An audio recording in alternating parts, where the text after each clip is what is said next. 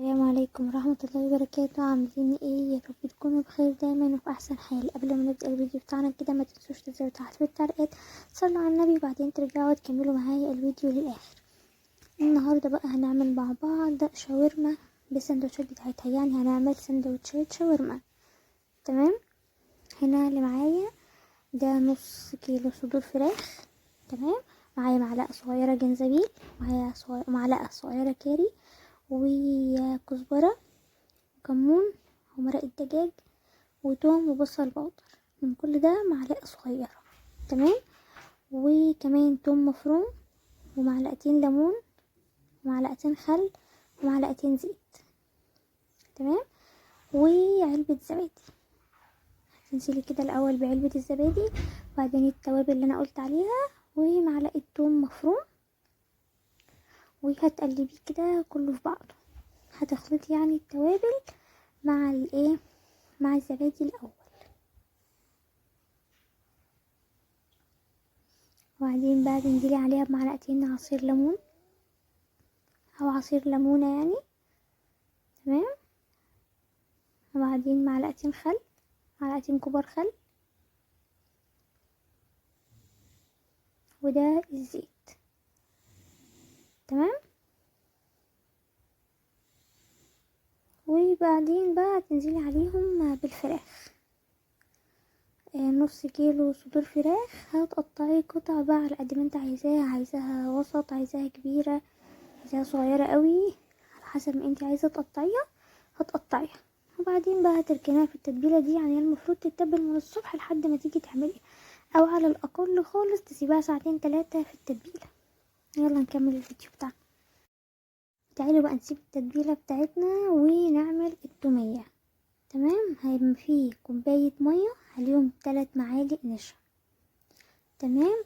وهتقلبيهم الاول على النار، قصدي برا النار على البارد يعني. تمام. وبعدين هترفعيهم على النار وايدك شغالة فيهم تقليب، يعني هتعملي كريمة بس من غير سكر لحد ما تبقى كده بالشكل ده معاكي. برضه هتفضلي تقلبي فيها كمان لحد ما يبقى شكلها شفاف كده بالشكل ده، وهتسيبيها تبرد. تمام. بعد ما تبرد بقى اهي ده شكلها بعد ما بردت خلاص.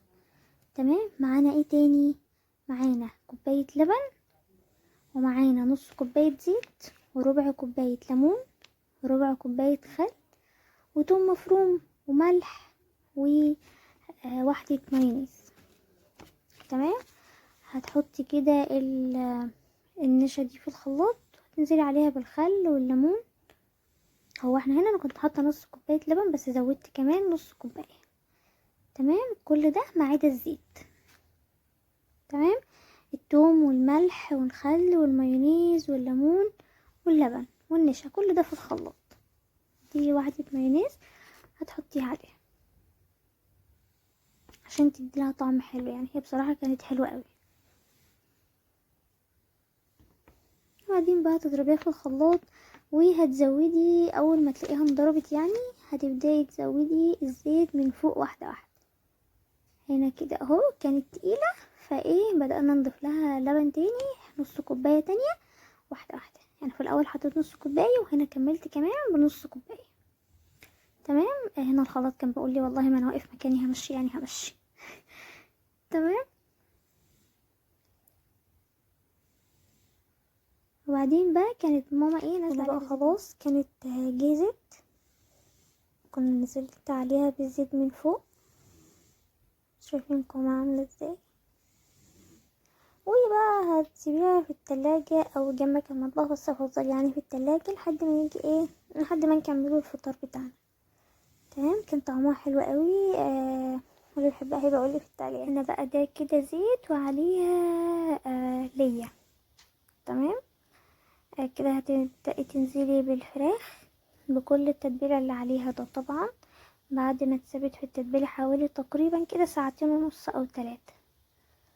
تمام. بالشكل ده. هي كل المياه اللي فيها دي هي مش مياه، هي كل ده هتشربه في الاخر في السوا. تسيبيها بس 5 كده، وبعدين ايه تبدأي تقلبيها تاني. متنسوش كده وانتوا تتفرجوا على الفيديو تذكروا الله وتصلوا على النبي عليه افضل الصلاة والسلام. كل سنة وانتوا طيبين، ويا رب ينعاد عليكم الايام بخير، وانتوا دايما وسط اهلكم ومبسوطين وفرحانين كده، لا فاقدين ولا مفقودين يا رب، اللهم امين. تمام، هنا كده هتبدأي تقلبيها وتحركيها من مكانها واحدة واحدة. تمام، هنا كده بعد ما كنا سيبناها شوية، وبعدين نزلت عليها بالبصل، وهي هتديلها تقليبة، وبعدين برضو تسيبيها مع البصل لحد ما لحد ما تدبل شوية كده بالشكل ده. هو البصل مش هياخد وقت يعني ويدبل. هنا بقى الفراخ اسفة، الفلفل والطماطم. تمام، دول اخر حاجة هتنزلي بيهم. طبعا هي منحطش عليها حاجة تانية غير البصل والفلفل والطماطم وكده، وهتقلبيها وتستني برضو شوية لان هي لسه ما استوتش. وطبعا لازم الفلفل والطماطم هما كمان يستووا، والبصل وكل ده. هي مبتاخدش وقت طويل يعني في السوا عموما خالص. الفراخ البيضة في اي حاجة ما بتاخدش وقت طويل في السوا. بعد بقى ما تكون استوت هنبدأ نعمل السندوتشات بتاعتنا. اكيد مفيش حد مش بيحب سندوتشات الشاورما، كلنا بنحبها.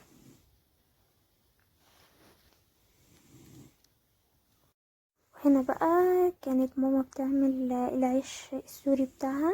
تمام، هو تقريبا يعني العجينة بتاعته دقيق ومية ورشة ملح، مش اكتر من كده يعني، ولا فيه بقى خميرة ولا اي حاجة. تمام، وبتبدأي تفرديها كده. بعدين بقى لو ممكن في الفرن او على صاجة صغيرة عندك وبتستوي. هنا كده اهو، وانا على الصاجة دي وهتحطها عليها وبتستوي بسرعة، ما بتاخدش وقت اصلا. خلاص يعني هي الصاجة سخنة قوي، فبصوا زي ما انتم شايفين بدأت خلاص تدخل في السوا بسرعة. بعدين اول ما تاخد لون بسيط بس من تحت هنقلبها على الوش التاني. بصوا دي الكمية اللي احنا كنا عملناها، كنا برضو لسه بنكمل يعني مكناش خلصنا. كانت حلوة قوي وكلنا اكلنا منها وكنا مبسوطين بصراحة لاننا كلنا بنحبها. لو في ناس ممكن تعملها في اي وقت لكن ما تعملهاش في رمضان، لكن احنا عادي يعني احنا بنحبها، فقلنا نعملها، مفيش اي مشكلة. هنا ده اللون اللي اخدته من تحت. وهنا ماما كانت حطت واحدة تانية علشان هنا بقى خلاص هنبدأ نلف الساندوتش. تمام، هنا دي التومية اللي احنا كنا عملناها مع بعض، ودي الشاورما طبعا كانت استوت وخلاص بقت جاهزة. هنحط البطاطس والشاورما، وبعدين بقى مخلل الزيتون. تمام، انا لقيت ماما بتعمل فقلت استغل الفرصة يعني واصور، بما ان اوقات ما ببقاش لاقيه فيديوهات انزلها اصلا. المخلل الزيتون احنا مش شارينه، احنا كنا مخللينه.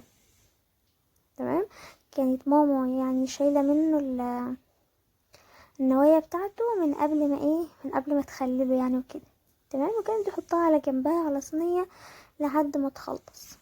دي اهو سندوتش تاني. تمام، وكده كانت حطت فيه وهتلفه، وبعدين بقى في الجريل على البوتاجاز.